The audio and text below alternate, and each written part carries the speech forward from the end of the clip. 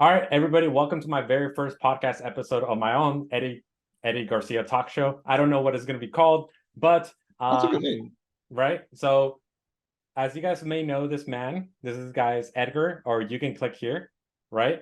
So, Edgar, can you please introduce yourself to the audience real quick? So my name is Edgar, and I guess you could say I run a credit repair company. That You want to say you I do, guess you bro? could say. What I do mean, you I don't mean? know. I'm not used to the whole introduction as an entrepreneur. I've always just been like I work at T-Mobile. That's true because it's So only been what, my a name's few years, Edgar. right? What happened? It's only been a few years since you started working. Bro, it's only been 10 months. What? It's been 10 months since we interviewed you the first time? Wow. Bro, it's only been like 10 months since I quit T-Mobile. So Wow. I mean, yeah, I mean, I run a credit repair company, and I'm trying to start something new, which we'll get into it in the podcast. But it Definitely. really involves like the ITINs. Yes. So and like just building that credit and then getting people investment properties with that. So that's gonna be. I think in the future I'll transition out of like the disputing side of credit repair Hmm. and just go into the building side of credit repair. Right. Which, to be honest with you, this is what I want to talk to you about.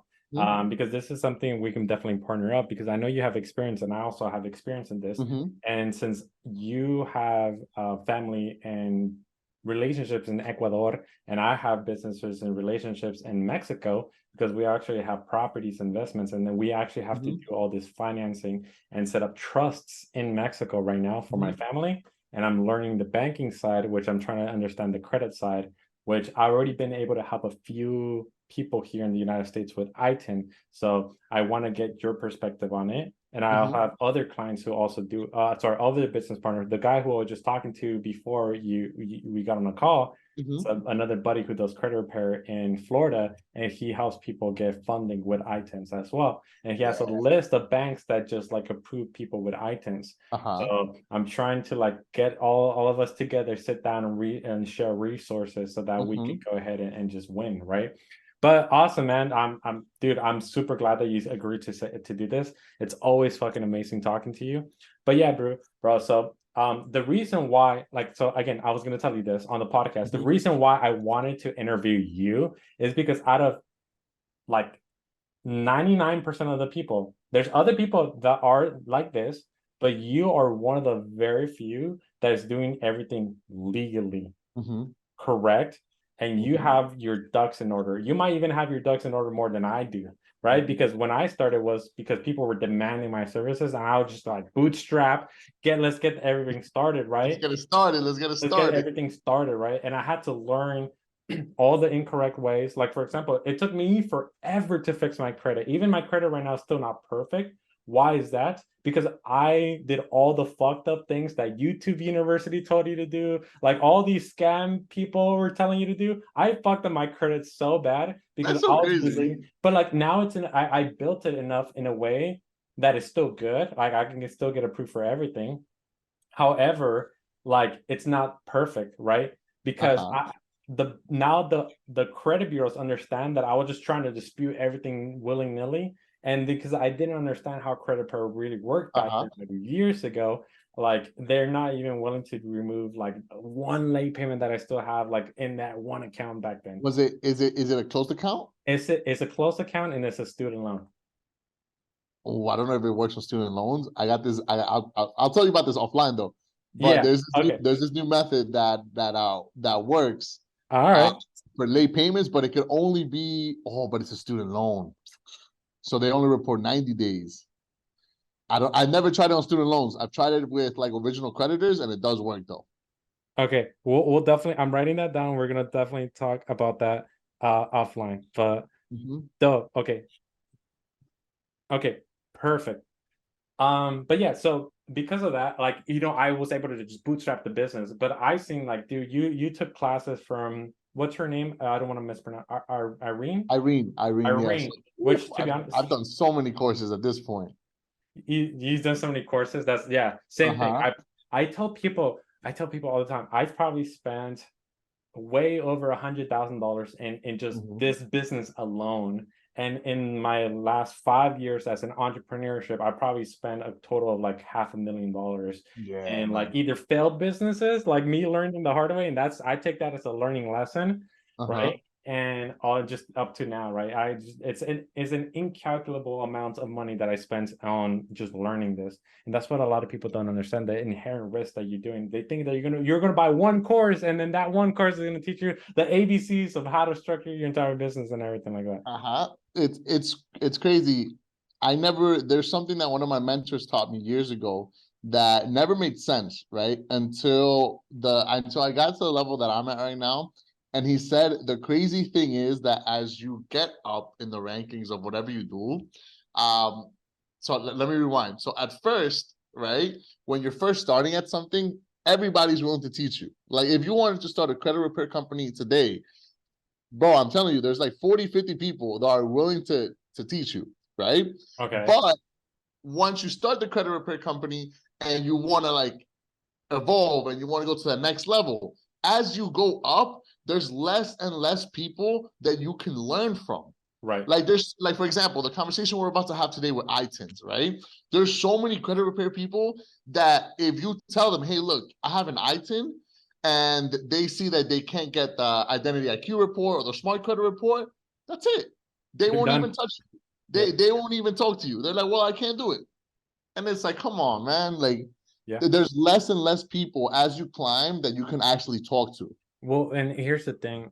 Is I talk about this in length with other people, especially with the connections that I have now. When Where we started off Instagram, and understanding that demographic, the demographic of people on Instagram are hustlers. Okay, Mm-hmm. there's nothing wrong with hustlers. Mm-hmm. Thanks for being a hustler. I'm being able to get where I'm at now.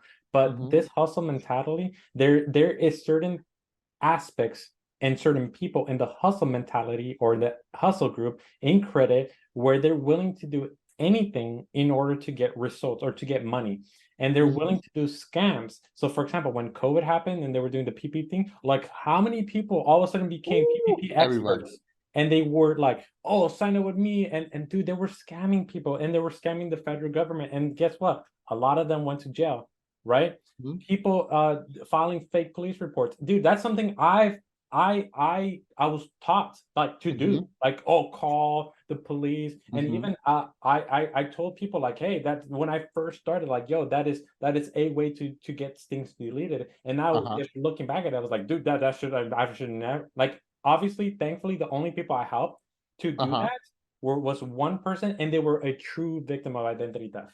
So Uh-huh. thankfully I never did it illegally, but like I did tell a lot of people like, hey, that is an option if you want to take it. And they're like, a Uh-huh. lot of people were like, nah, or like, oh, that sounds like it will No, work, very similar. right? Very similar over here. So Right. when I So first because that's started, what people were telling to do, like, oh, file the yeah, that's what you report and learn. stuff like that. And I'm like, okay, well, that sounds legit, right? It's a police report, it sounds legit. But in reality, then you find out, oh, fucking a few months ago, people someone got sent to federal prison because they made Uh-huh. over $3 million in credit repair, Rose. Rose credit faking repair. police reports and shit like that. And I was like, oh, I know so many Yeah. people that did that. Like I was like, right? So like like thankfully our morals have been, I've seen that your morals and our morals have been able Mm-hmm. to align ourselves to be like, okay, no. And that's what I think you were also kind of getting at, because at a certain point, people are willing to teach you every single thing that you can do Yeah. in order to get things deleted. But in order Mm-hmm. to actually run a business, it's completely different. To Mm-hmm. actually know how to run a credit repair business, it's a separate story. And that's what I tell people all the time. The very first investment I made, I think I've told you about it. I think I've told many people about it, is a restaurant, because I was in the restaurants business for 6 years. Yeah. I knew how to run a restaurant like dude.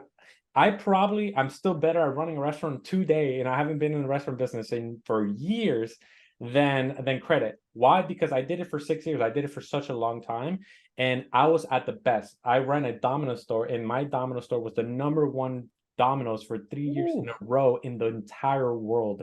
Should have got the Nobody has Rolex. ever, like, nobody has been the number one back to back once, we did it 3 times in a row. That's So crazy. for like we were considered like we were the best. Like I was known in corporate like very well, and my team like but the team that I was part of as well. So when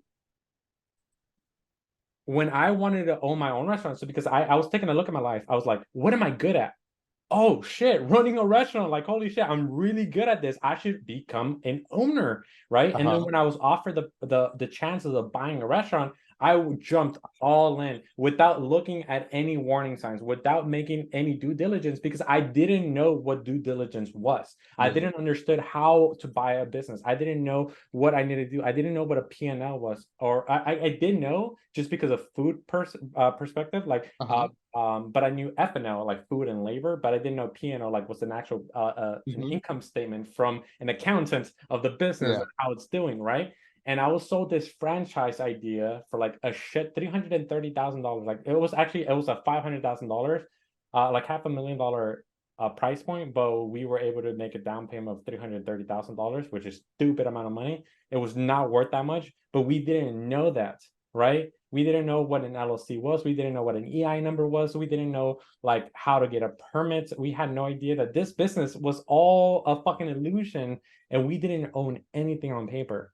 And Wow. right. So in reality, it's like the lack of knowledge, the lack of awareness was our downfall, right? So not knowing, and even now, like shit, now like when doing taxes, like now I got to do back taxes. Now I got to look, oh shit, I didn't know I needed a bookkeeper. What is a bookkeeper versus a CPA, an accountant, a CFO? Like, what's the difference? Like, when do I need one, right? And Yup. who needs to file taxes? How do I like? Is this purchase that I'm making? How is that a business expense or a personal expense, or what can be underwritten? What can be Oh write off? my What cannot be God, write yo. off? Right. So there's That's so a many things. headache.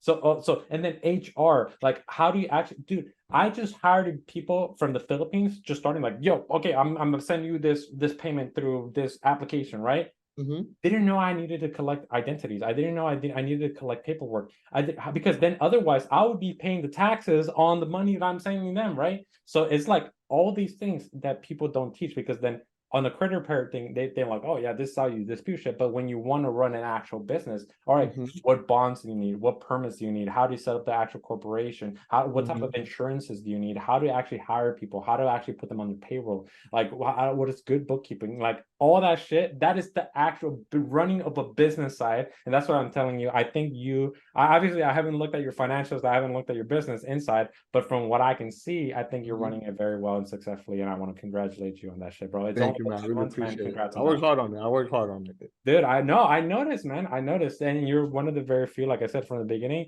you could tell, like, okay, this guy's doing it legitly. He's not scamming people. He's not Hmm. promising shit. Like, he's not promising, like, oh, like I literally was just on a call with one other business partner, Alex. I was telling you, Uh-huh. oh, he's hearing of people guaranteeing credit repair in 30 days or less.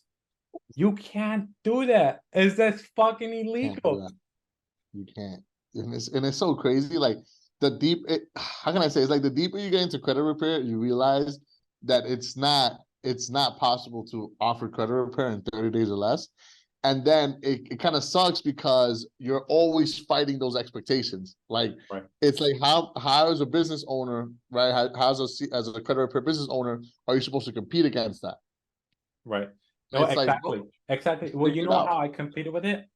Total honesty. And Hmm. that's, what's so great about my clients is that I haven't had a chargeback in like forever, Hmm. years. Why? Because when I get on calls with them, I'm 100% brutally honest with them. You have to be. Yeah, and That's that's, in you this have to space. be. That is the best way to conduct business. Hmm. And I Hmm. told them like, yes, could I make more money fucking peddling all this bullshit? Oh Yes, my God, but I I'm wish. not like, dude, I'm not going to federal prison anytime soon. I have a Hmm. family. I have a daughter. I'm a single father. I'm not like, that is not a responsible thing for me to do. And that's actually one of the arguments I was having with this person before I got on a call with you, because we were discussing something, and I actually want to get your opinion on this, and I'm going to write it down before I forget. Um, but we were talking about no personal guarantor business credit products, Okay. and I was getting really heated because, and then at the end of the day, he's like, why are you being such a cop right now, bro? Like, why are you being such a cop? I was like, because I run a business and I want to run it legitly. If there's an actual possible way of getting no personal guarantor business credit, like legitly from major financial institutions, I want to know. I want to know Yeah. about it. Mm-hmm. But if it's illegal, then I have to know about it as well, because then Mm-hmm. clients come to me with expectation that I have the most up-to-date knowledge and I'm the credit expert as a client could Yeah. be. So I need to be able to tell them what are the scams that are peddling Uh-huh. in the industry, like CPNs and all this bullshit that's out. Yeah, you laughed so hard about it, bro. But dude, literally, this guy Yeah. was telling me about it right now, and I was like, Nah. bro, so many red flags were hitting on my brain right now. I was like, dude, what are you talking about, man? He was saying, like, oh, yeah, do you know that when you change your name, you also get a brand new social security number? I was like, no, you don't. You Yeah, never get I a think brand they new social security attach number. it right away. Yeah, so all you're doing is a name change. So yeah, I literally Googled it and I have multiple AI softwares running on my Google Chrome extensions. Uh-huh. So I got multiple researchers saying, nope, that never happens. Yeah, and then also, I mean, the credit report itself isn't just attached to your social. Yeah. Yeah, So and even then at that, yeah, exactly. And then he was also saying that um oh, that celebrities, they never apply with their social security number, oh, that they buy social security numbers. I was like, no, no, bro, no, no. Like, celebrities don't go to the branch and apply for a line of credit. yeah, They have people to do that for them. yeah. They, So they don't, they have like financial advisors and accountants that bro. manage everything for them. They have access to personal bankers where they will not go into a branch to apply for a line of credit. Right. So he was telling them, oh yeah, this is how they had assets and they make sure that they can't find their properties. I'm like, no, that is just asset protection. That is a whole Mhm, different realm. That is not mhm, you applying fake with fake social security number. That's fraud. You cannot mhm. buy a social security number. There's no entity, person, anything that cannot issue you a social security number besides Social Security Administration. Uh-huh. So if you ever fucking buy a social security number from anyone, it's Illegal. fraud. It's It's like, illegal. yeah, it's like when people from other countries come in here and they buy a social. Right. Oh my, That's the I thing. didn't even think about that.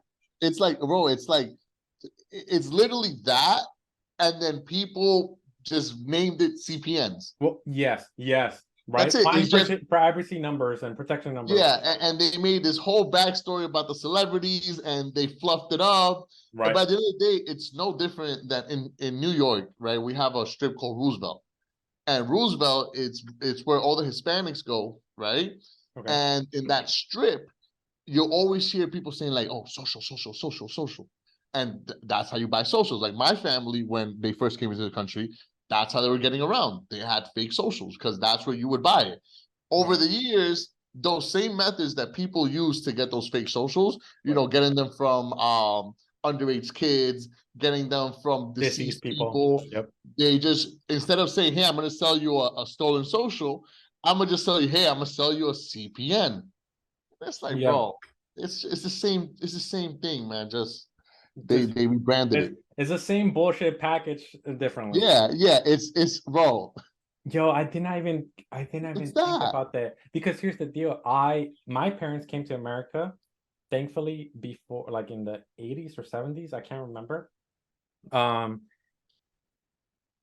they never had to deal with that. I think they got a social right away because of how they Mhm. applied, and they came here legally. They Yeah, were here legally, so they got a social. They got permanent residence here in the United States. yeah, oh yeah. So Years over definitely a got the decade social ago, already. they became U.S. Citizens already. So, but they've had passports and social. So I never even thought about that, bro. That is Mhm. true. That's insane. And it's just because of the again, the lack of awareness. I have this really great quote from a business partner of mine. He always tells me this, like, what are there's two things that you can do, the best two things you can do for someone.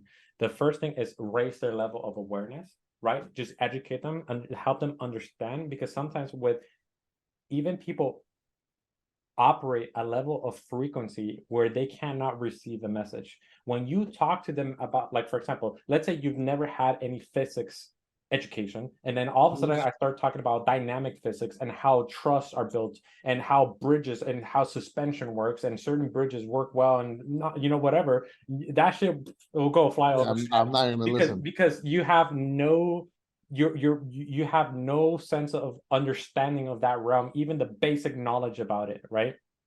So what he's telling me is like, dude, you need to be, when people tell you things, some for entrepreneurs like us, for people who have way more knowledge, it sounds goofy as hell when people talk because they're trying to make connections when there's no connection there, because the brain wants to make sense of everything even though it doesn't make sense, right? So for example, oh, like a CPN, oh, that makes sense, celebrities use them to protect themselves, that makes okay, but I can understand what someone with a lack of awareness can buy into that, because that makes sense. Hey, a celebrity should protect themselves, a politician should protect themselves, like their name should not be coming up on the registry, because then people can go and harass them or hurt their family and do stuff like that. I completely understand that, but that's not how they do it, right? So one thing, so first thing, raise the level of awareness. And that's what I said. Like, that's why I'm so brutally honest with my clients. And they love that. And they actually tell me all that after spending an hour and talking with them. He's like, well, dude, even though you're more expensive, I want to work with you. I've never had anybody take the time to completely explain ABC, why this works and how this is managed, and understand why this is. And they want to work with me. That's how I make the big difference, because I like, yes, I'm more expensive, but it's because you're getting the real thing, right? And the second thing is you need to put them in a position to make stupid money. That's what he says, right? So raise your level of awareness and put them in a position to make stupid money. So for example, credit. We raise their level of awareness. We tell them what's real, what's not real, and then we tell them, here's the game plan. Here's how and that's what we do. We give them an exact game plan, because I think credit, like if Edgar, you come to me as a client, you have all these negative accounts. If I'm magic, if I can snap my fucking fingers and tomorrow all your negative accounts are deleted, well, now you don't have fucking credit, and now you still can't qualify for whatever the hell you're trying to buy. So what I tell people is like, here's the game plan. I'm going to give you an exact game plan of what we're going to do in order to dispute these negative items off your credit report. And then I'm going to give you a step-by-step game plan for that. In the same time, what I'm disputing, you're working on building good credit on top of it. And that's what people like really buy into my program, because I have a big program, and that's why I sell it. I technically offer free credit repair for 8 months. Because what they're doing is they're paying me a big upfront payment at first for a consultation call where I give them a game plan, and then I offer them 8 months of free credit repair. And then after the 8 months, it's just $99 a month after that. Right? Okay. So that's how I offer it. That way I can get the upfront payments, and then I can still get a recurring revenue after 8 months, if possible. So yeah, man. So that way, I mean, like, that way you're putting him in a position that like, hey, here's the game plan. This is how you're going to make money. This is how you're actually going to get to the goal. Because a lot of people, I've seen it like memes. Have you ever seen memes like, oh, you pay X amount of money for a credit repair specialist, and after they finish credit repair, you still at a 500 credit score? Right? So it's like, you pay all this money to get your credit fixed, and then you still don't qualify, which I totally understand. And that's why you don't have any credit. I have the best product out there, right? So that's from 100 million offers, right? Right. I want to have the best product out there, because technically that they're right. Hey, that is stupid. Why, like, fuck, we should fix that. Like, it's so easy to just get on a call with them and be like, this is how you build good credit. Boom, 30-minute call. There, follow this step by step. I tell them about like secured options or good beginner credit card options, which banks to go for, when not banks to go for, what type of things they need to avoid, how to make payments. I tell them what type of loans they can apply for, all the loan hacks there is, like the Navy Federal Pledge loan. You know that one, right? Yeah. But I don't focus too much on the Navy Federal one, just because some clients don't qualify for it. Right. I focus more on PenFed. PenFed does the exact same thing. It's just a 30-day window at the front that you have to hold the money, but it works the same exact way. Okay, so for PenFed, a quick question. Okay, so here's the deal. So for everybody listening, what the hell is the Navy Federal Pledge Loan hack? So this is how it works. I haven't personally done it myself because Mhm. I never had to do this. But for someone who's trying to build credit for the first time or it needs to rebuild, this is how I would recommend it. They go to Navy Federal, they have to open a CD, correct? Mhm. So and the CD CD or savings, CD. Yeah, okay, yeah. So they have to either or. deposit It's money. two different Yeah. types of loans. Yeah, so it depends on, so it basically it's a secured loan, right? You have to put a deposit down, let's say a minimum of $1,000. Mhm. When you put those $1,000 down, so you either put them in a CD or a savings account, like Edgar said, and what happens is that they use that as collateral against the loan. So Edgar, you're Navy Federal, here's Mhm. $1,000, boom, boom, you have $1,000 Mhm. mine. Hey, now I turn around and I go, Edgar, by the way, I need to borrow $1,000. Can I borrow $1,000 from you, right? As a loan, right? Perfect. You qualify me. Hey, we have collateral. We can use the $1,000 you already put down as Mhm. collateral. You're gonna, and so now I get the $1,000 back, right? And I'm supposed to be making monthly payments. Let's say $25 every single month to you. And let's say this is a 60-month term loan, whatever it is. And I'm making all these payments to you, right?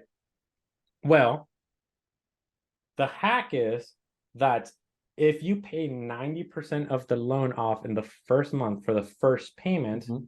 it's going to obviously 90%, like your outstanding loan balance on the very first month is going to be 10%, which looks amazing on your credit report. Mhm. And second of all, the real hack is there's the two parts after this.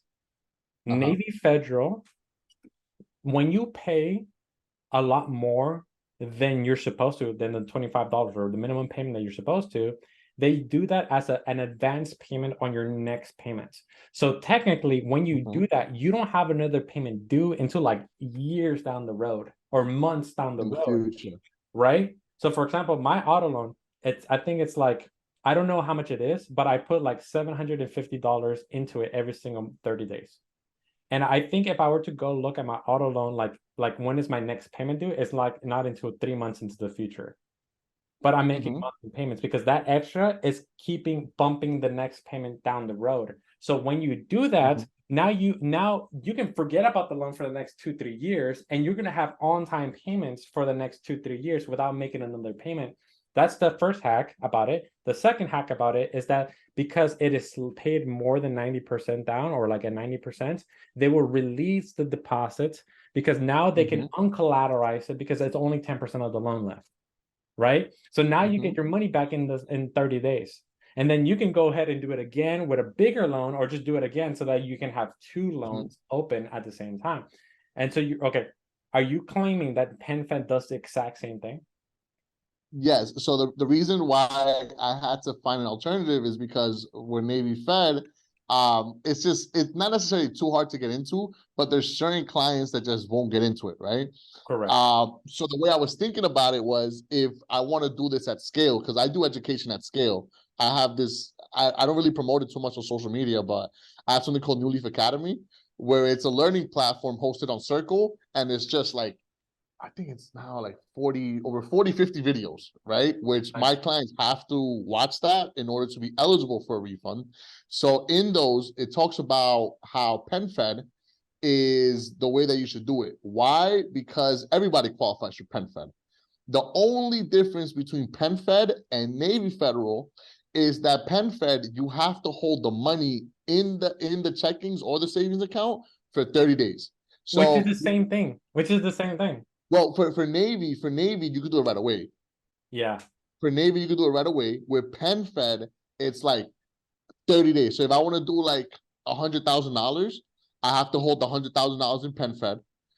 30 days later, you could do the savings secured loan, pay it off 90% of the way, you get your money back. The And full that's it. $100,000 back. Well, yeah, you get well, at that point, if you're paying 90% of it, you'll get like $90,000 back. You could probably do more though. You could probably do like $97,000 payment. Yeah. Okay, now here's the thing. Do you not need to make another payment for the next X amount of months? Yes, you don't have to make a payment until your next due date, which will be pushed like years into the future. Oh, okay, that's the other hack. Yeah. Okay, Yup. that's awesome. Okay, And it reports on all three bureaus. It reports as a mostly paid off loan, so you get that little FICO boost in your score. So that's why I like to do PenFed, just because PenFed I can do it at scale. With Navy Fed, Right. it becomes a lot of back and forth. Like, hey, do you know anybody in the military? Yeah, just have them apply for this, and then they can give you the offer. And it's a headache, man. Right. So No, I if totally they understand. if I already see on the credit report that they have a Navy Federal account or they've had one in the past, then I'll tell them, hey, look, you could disregard this lesson because you have Navy Fed. Well, here's the deal. What I tell people is because, okay, for everybody listening, you guys are getting fucking fire sauce. If you guys are enjoying this podcast and this video, please, all I'm asking is for you guys to leave a like or say, or subscribe to the channel and go Definitely follow subscribe my to Edgar. boy. At the end, we're gonna link all the socials to my boy over here because you guys absolutely need to follow Edgar. But getting back to it, I wanted to talk to you about. You mentioned Circle. I have a mentorship for business, just not credit, just regular Uh-huh. business. They use Circle, and it reminds me so much of Notion. I love Notion, and I love that software. How are you liking it? Are you really enjoying Circle? I like Circle just because it goes into really how my business operates. So I run my credit repair company a little bit different. Um, so the way that I do it is nothing upfront, zero upfront, first payments due in 30 days, 250, 6 payments of 250, right? So Circle, what it allows me to do is it allows me to drip the courses little by little, meaning you get your interest like right away before you even make a payment to my company, you automatically get like 15 That to is so 20, genius. I'm I'm bro. I'm gonna cut you off there because I want everybody to acknowledge how smart you are on this. One of the things that works very well for subscription services is that there's always something to look for. So, for Yeah. example, for a gym, like oh, next month is gonna be Halloween Zumba class, and we're gonna have this massive party and bring Uh-huh. your costume. All right, the next month is Thanksgiving something to incentivize people to keep that membership. So what you're doing is you're incentivizing people to maintain that membership because Uh-huh. how you actually build enterprise value in a company is by increasing the LTV of the Mhm. customer, the lifetime value of the customer. So people are not understanding the lifetime value. What I mean by that, how much money you're going to extrapolate out of a client throughout the lifetime of you holding that client. And Mhm. you doing that is fucking genius. So what Yeah. I'm going to be doing is I'm going to be doing the same thing. I'm going to be doing a course, or not yeah, it's going to be a course, but it's going to be a community. And I want to do it either on Circle or on a platform very similar to that, where there's a course, and I'm going to give the course away for free. Like, I'm going to post it on YouTube, to be honest with you, and drip it on YouTube as well. Like the full course, if you want to watch the course, it's on YouTube, and I'm Mhm. going to be giving all the sauce for free. Okay.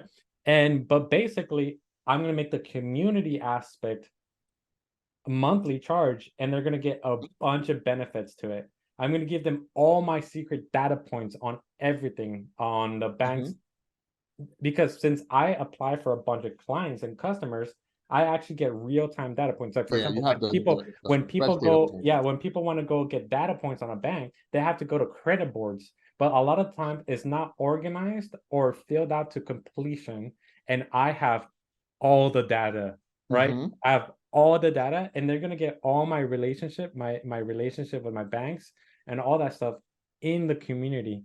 And then what I'm thinking of doing is like dropping something new every single month so that they can stay motivated. In the But I've tried community. to plan out what. But here's the thing: what are you gonna do after that final video drops? What is the next incentive for them to keep staying? So my biggest thing right now, like, and this will be different for everybody. So Right. for me, because I don't charge anything up front, it's very important for me to make that like for the client to make that first payment. Because there's no payment technically when they sign up, Yeah, so there's not you don't pay anything up front, right? which is And day, smart. on day 30, you're paying for all the work that I've done from day zero to day 30, And you right? know what? And you know what, people? I wanted you guys to listen to this as well. I'm sorry for keep cutting off because Don't you're worry about genius, it. bro. You're a genius. You know why? Oh, not okay, not because this is genius, but because you're actually doing it correct. Legally, to run a credit repair company, You cannot charge upfront. From what I've heard, so I have this mentor that's been doing it for 30 years, right? Okay. And what she told me is based on all the lawyers all the core lawyers that she's spoken to, technically you could operate it the way that you do it. The only thing that she said is you have to make it very, very well known in the contract. So you technically have to have two agreements. You have to have the agreement where it's like the consultation and what the consultation covers and what it costs. And then you have to have your credit repair agreement. So you could charge upfront if you wanted to, but where they'll catch you is this. So she told me about two specific cases, and both of them went down because they asked them the same exact question. And the question was, all right, if the credit repair is free, right, then would you do it without the consultation?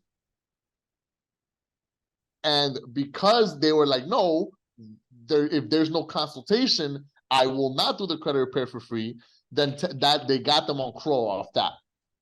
So if they're not willing to do it for free without the consultation, I mean, like if they don't pay the consultation fee. Yeah, so everybody, like a lot of people, what they do is they'll tell you like, oh, like I'm doing the credit repair for free, but what I'm charging you for is like the consultation, right? Okay. You can do it that way as long as you have two separate contracts. And in the contracts, you're describing exactly what you're doing, and the client has to have two signatures. One for the audit consultation, and then one onboarding them as a client, right? Where they go wrong is if you're telling people that, like the two cases that she brought up to me, she was like, if they ask you, can a client, if your credit repair is free, can a client sign up for it without paying the audit? And if the answer is no, then your credit repair is not free. And that's how they would get them, right? Now, the only way to go around it is having those two contracts in place. Gotcha. But not offering it to clients who don't pay the consultation. Exactly. Okay, so then, because my current contract right now, sorry to cut you off, is one big fat contract and then a credit card authorization form. And on the contract, it states the two services. It says what you're going to get with this. You're going to get an onboarding consultation call, and on that call, you're going to get X, Y, and Z, and that costs $1,500. Okay. Then you're going to get credit repair. However, because you signed up, so technically, okay, this is how I do it. What technically is going on is that when you pay for the 1,500, I'm giving you 8 months of credits of credit repair. So technically, my credit repair service costs $99 a month. But because you pay the consultation call, the consultation call, I'm giving you 8 months of free credits for you to use on the credit repair service. So technically, it's part of the contract, right? Because I'm giving you free. If you guys don't want credit repair, then you don't need credit repair. You just want to get on call with me, 1,500. I give you an entire game plan and entire like that. But if you do need credit repair, we're going to give you the option to opt into credit repair. It's $99 a month. But however, I'm giving you 8 months of free credit repair because I'm giving you like a credit, right? So that's how I do it. Yeah, I mean, what is your honest opinion on that? Like, should I Eddie, you probably want to still fix that. Well, so I'm very like in the middle about that because I'm always big on compliance and trying to stay 100% compliant. And I want to make sure that, because like I said, I have a family. I want to help people as much as possible, but if it's going to break the law, I'm not going to do it. But here's the thing, from everyone I've spoken to, I was on a call with Irene, Dustin Ball, Terrell Goodwell, and like 4 people who are phenomenal in this space. And Irene is more about compliance than me. Yes. So what she told me, she was like, she's spoken to FCRA lawyers, she's spoken to CROA lawyers, she's spoken to every lawyer that you can think about when it comes to credit repair, and they've all come to the same conclusion. There is no way to be 100% compliant in credit repair because of the overlapping laws. Like you have CROA and then you have TSR. And technically speaking, the way you're doing it could be CROA compliant as long as your contract is solid, but then you might be breaking TSR, and there's nobody is fully compliant with both. Why? Because TSR says that you can't take a payment until 6 months after you completed the work and you show an annual credit report. So so as far as like staying 100% compliant, what are the two things? TSR and what else? It's CROA and then there's TSR. Spell that for me. What? CROA. Oh, CROA. I never heard it said like that. Oh my bad. Somebody say. And then there's TSR.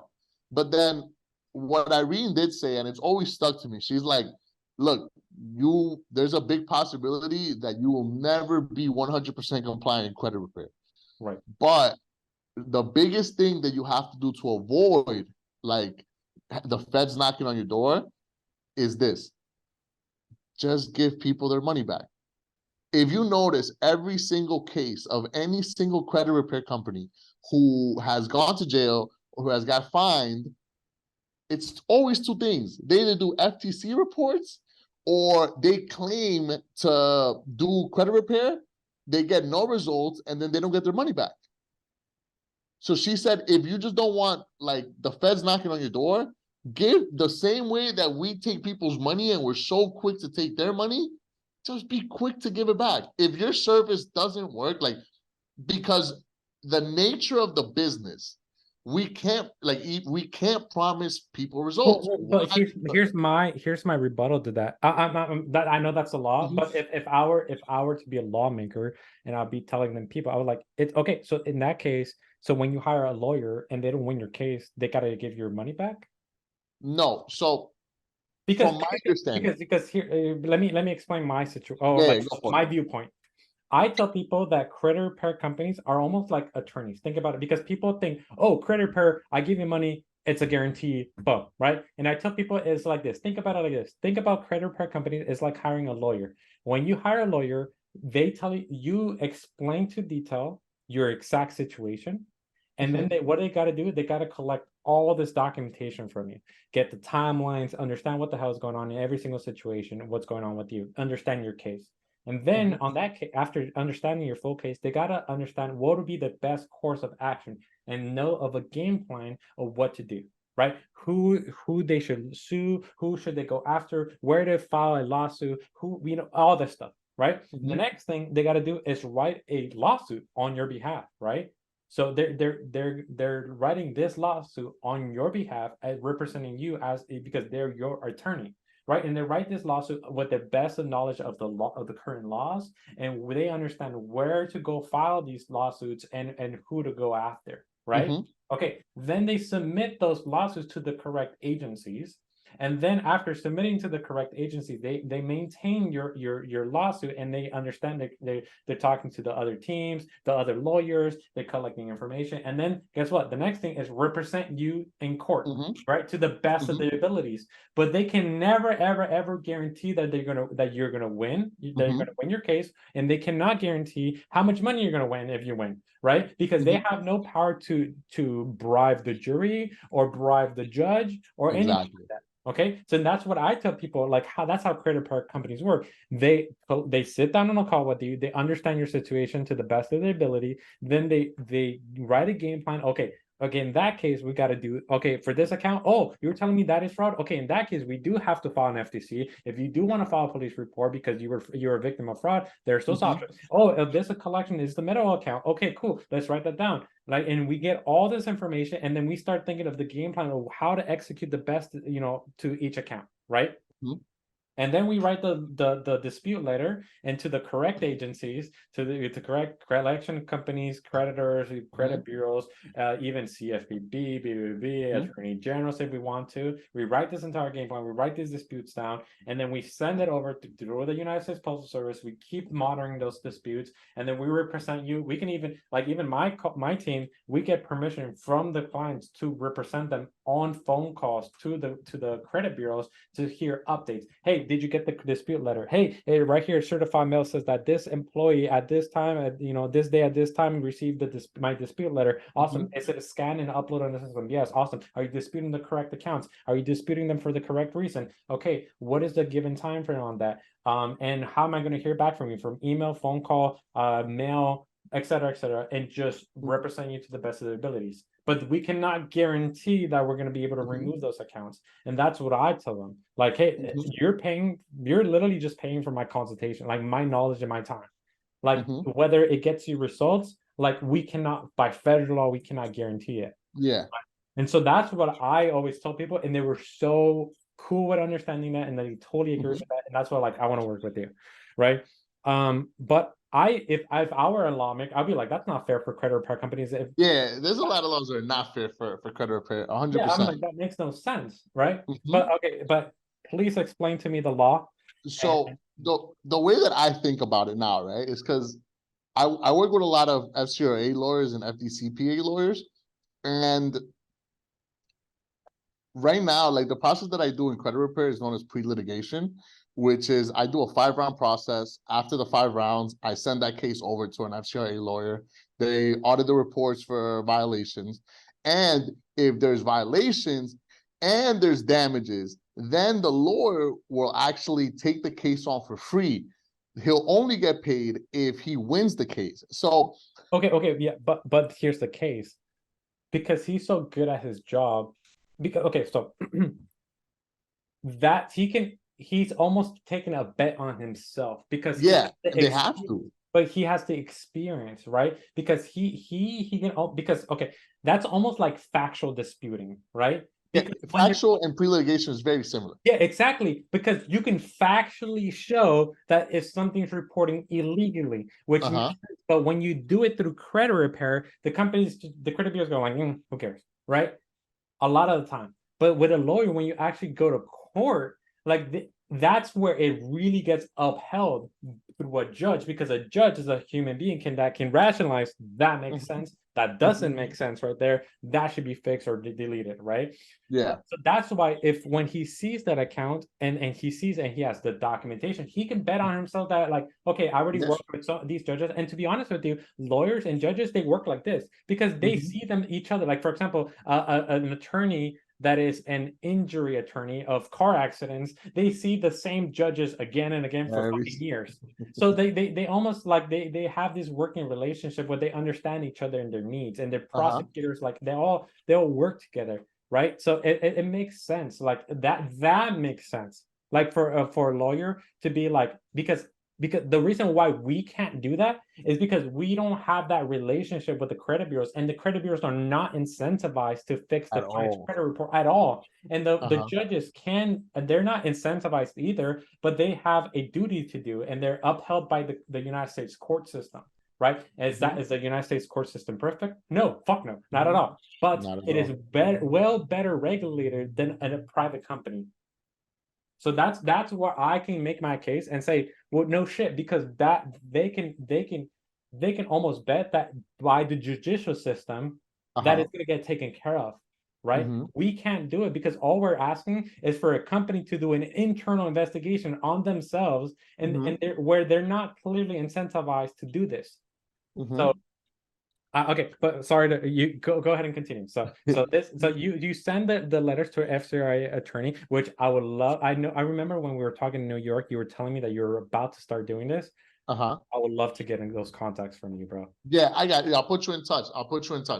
Okay, but so basically, keep going. Basically, what I've noticed doing this for a couple of months now is that not every FCRA or FDCPA lawyer takes cases. Why? Because the same way that I have to kind of bet on myself at the beginning, where it's like I don't charge you anything up front, and then I have costs of operating my business. So for the first 30 days for every client, I operate at a complete loss, right?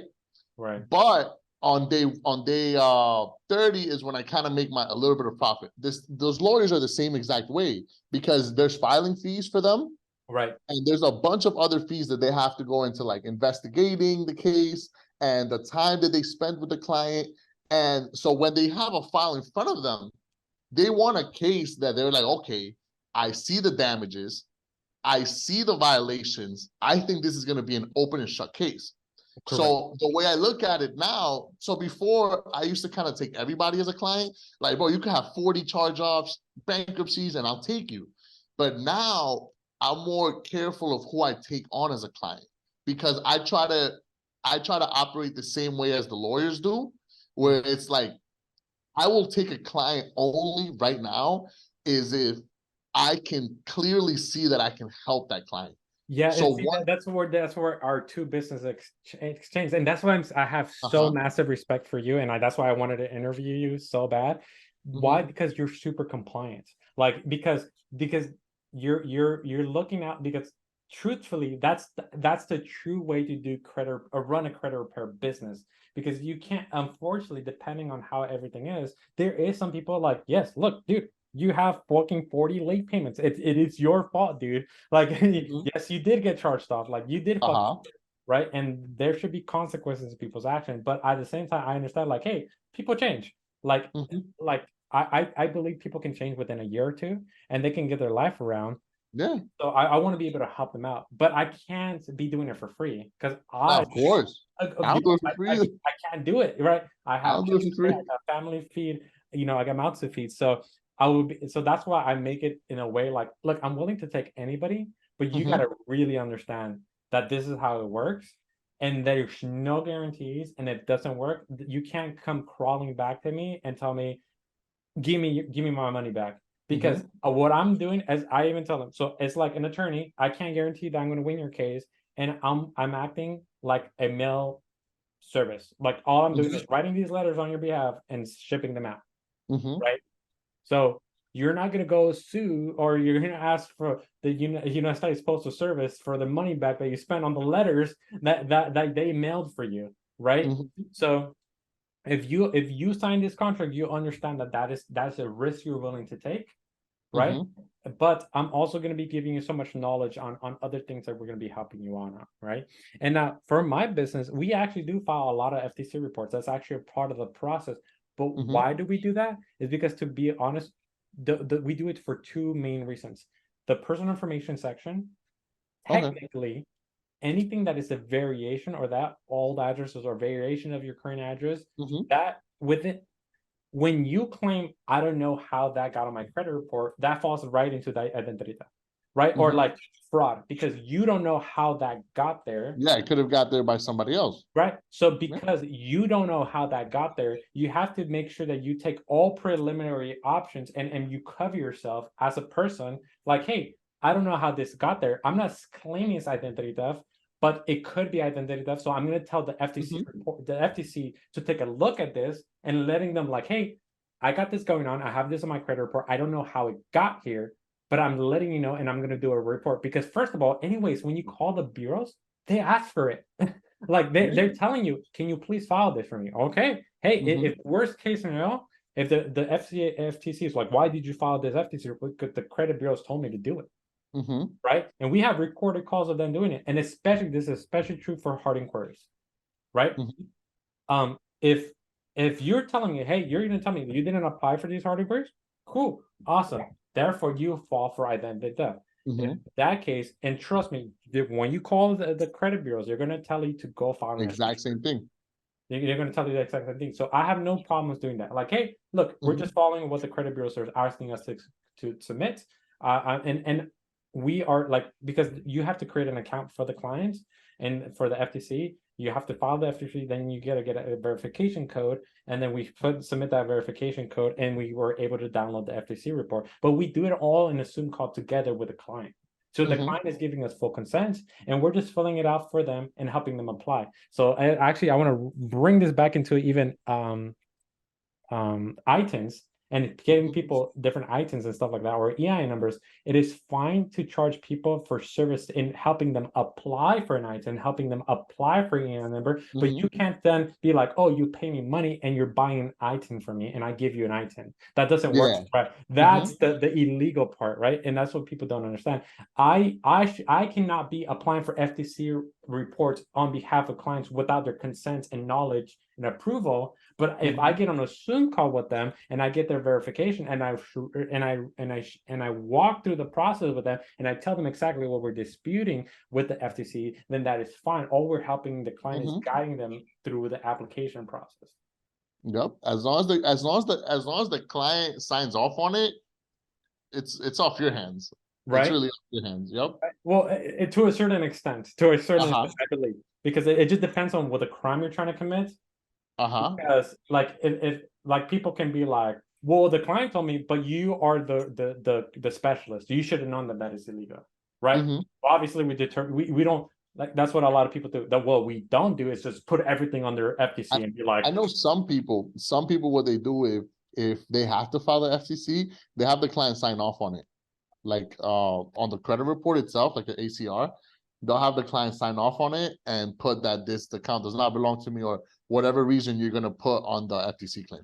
That makes sense. And actually, I noticed that our dispute software, you use Credit Repair Cloud, and you also use like Dispute Panda and stuff. Nah, like I use CRC and not CRC. Fuck CRC. Credit Repair Go High Level. I just use Go High Level now. What do you mean you use Go High Level? Go High Level. That's all. Dude, that is the CRM, not a credit repair software. No, bro. I run my whole business through Go High Level. You don't use a dispute software anymore. I don't use a dispute. I outsource everything to my lady, for my pre-litigation lady. We need to get on a call, bro. I need to try this shit. Well, I mean, I use I have one thing. I use DisputeFox, but I only use it for billing. Okay, gotcha. Because you're only for billing. I don't use it for like anything else. Who showed me Dispute Panda? You're the one. I use this. So my system is a little bit different. So I still do Metro too. So let me break everything down for you, right? So you can kind of get an idea. Right, wait, hold up. Let me wrap up the idea. But what I want to tell you is that the software that we use is Client Dispute Manager, and now it offers Metro 2 compliance, and it also has an AI software now that writes the letters for you and stuff like that. We haven't tested it out. I'm actually my credit repair director is actually talking to CDM right now and talking and learning about that program right now. But I noticed that what they have now is that there's a way that you can send the report to the client, and the client logs into the active portal and goes through account and writes on, oh, this account, it's not mine, or blah blah blah. Oh, next one. Oh, this account, blah blah blah blah, and it shows all the negative accounts, and the client then writes what it happened, and that is fucking genius. Now you're getting explicit consent and telling them exactly what they're telling you. And like, oh, if the FTC or the government ever comes to you, why did you ever? Oh, because right here, the client told me it was fraud. So that's what the credit bureaus want you to do. They want you to file. You're not a private investigator, right? Which makes sense. So okay, so that's what reminded me. But go, okay, I want to hear this process, bro. So the process is, it's a 12-month process, right? The first 5 months, we're just sending letters and collecting data. It's letters. What type of letter are you doing? Metric. You can kind of say it's factual disputing. Okay. So from the way that I look at credit repair is a little bit different now, right? Okay. I don't type in any like fancy laws or none of that, right? Yeah, so I don't do that either. Me and the lady that I work with, I've seen her letters, right? They're very simple. Correct. 2 sentences. And why? Because the FCRA outlines exactly how a dispute should go, which is kind of like the foundation of factual disputing, right? So then the first 5 rounds, we're just collecting data. And what does that mean? It means I send the letter to the bureaus and I collect what they do. Are they marking the account as disputed? Are they replying to me with a stall letter? Are they replying to me saying that the item is verified?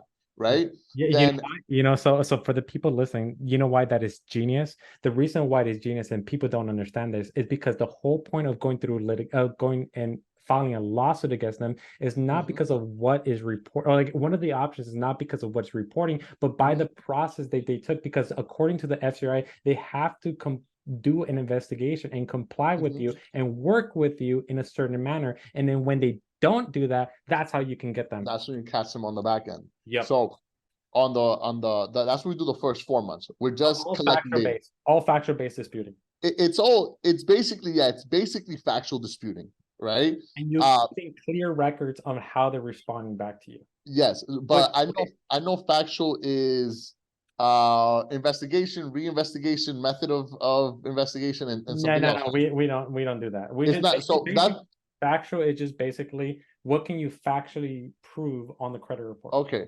Just So that's for these rounds, what we do is personal identifiers. We send that off first. Mhm. Then we send a do not reach to the collection companies, right? But we don't do like a do not contact me at all type of reach, right? The reason why we don't do that anymore is because we were on the phone with some attorneys, and you know how everybody on social media is like, yo, tell them do not contact me and they won't contact you, blah blah, right? It's actually, you're making it easier for them because now their automated software just has to turn themselves off. Instead, you give them a window. Hey, only contact me on Wednesdays between 5 and 6. Why? Because if they contact you on Wednesday at 4, that's a violation. That's an FDCPA violation. But if you're telling them never contact me at all, they just turn the automated software off. So you're making it easier for them to be compliant. You give them that window. Now, if they call you out, you're still telling them you can call me. You can call me window. on Wednesday the 3rd of the cyclic cycle of the solar lunar. Now you got to give them a little more than that. So from my understanding, it has to be like, it has to make sense, right? Like you have to be fair with them. So usually it's like, hey, I work from 9 to 5. Right. You can only call me after 5. Right. Or like, hey, I'm a general contractor. My company work for, they send me to fucking Alaska, and my only days off are on Tuesdays, and since it's a different time zone and blah blah, whatever. Yeah. As long as you have that on recording, which is the writing, and then we educate the clients on how to record whether the companies are calling you. So that's 2. Then on round 3, we send the first factual dispute, where it's like, hey, we just want you to investigate everything. Okay, now here's the deal. For going back to round 2, that's just collection companies though? That's not creditors. That's just collection companies. Right, yes. correct. Okay, because they're held to, so to understand that, people, they're held to a different standard because they're held to the Fair Debt Collection Practices Act. Okay, so continue. My bad. So then round 4 is just the original creditors. We're basically telling them, hey, we've disputed these accounts already with the bureaus.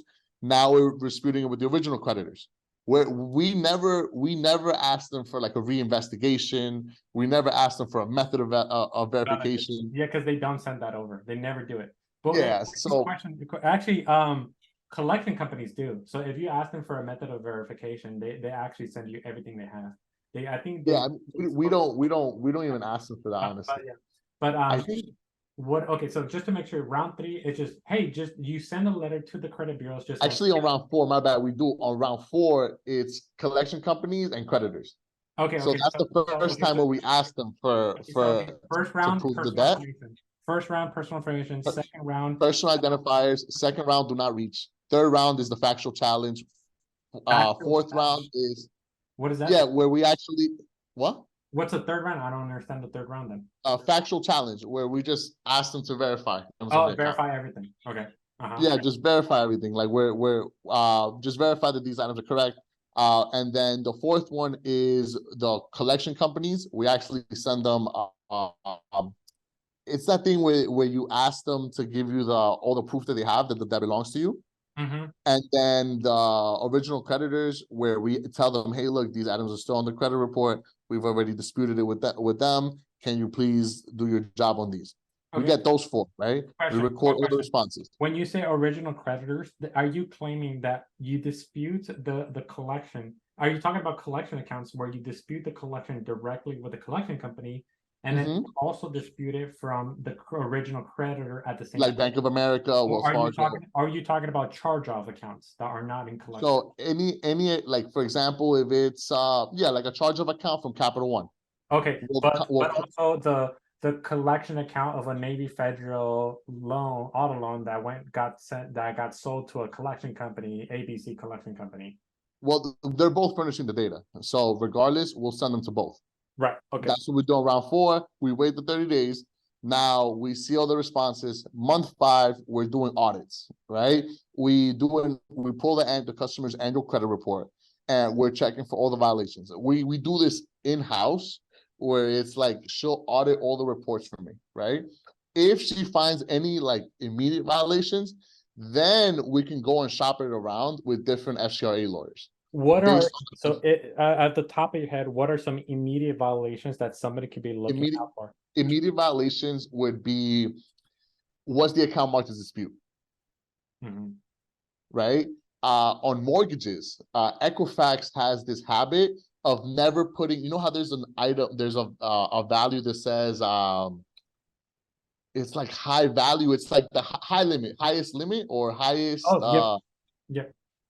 highest balance or highest balance. They have a habit of leaving that at 0.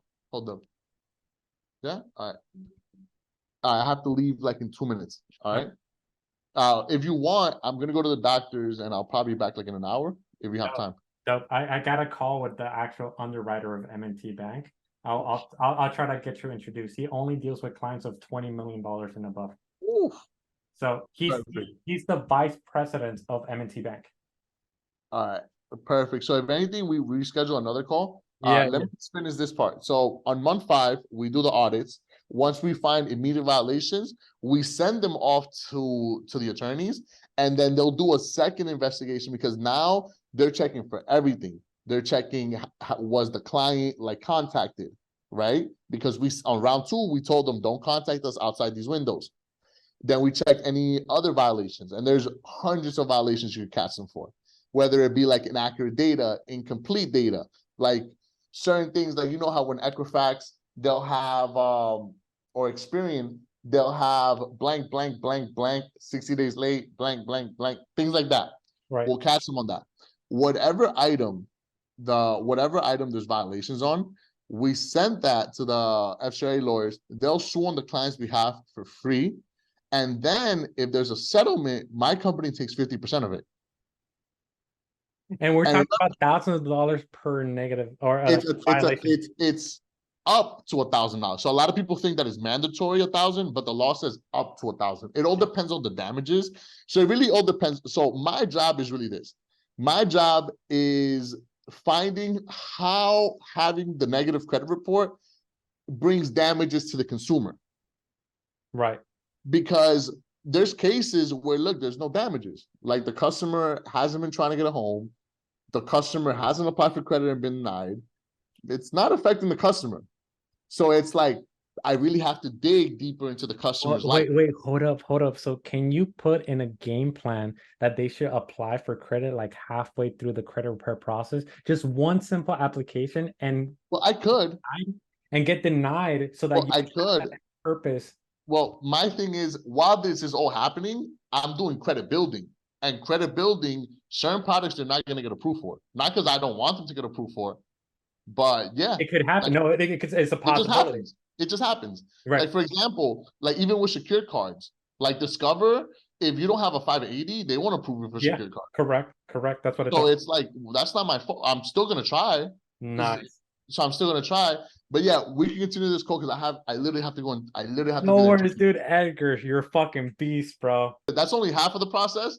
That's the first 5 months. Dude, I'll tell you the second 6 months after this. And I gotta share with you all the business shit I'm doing. I got and then we'll talk iTunes. We haven't even got to iTunes yet. Dude, I'm writing a bunch of stuff that I want to show you. But okay, so I'll see you later, bro. Take care, man. Peace.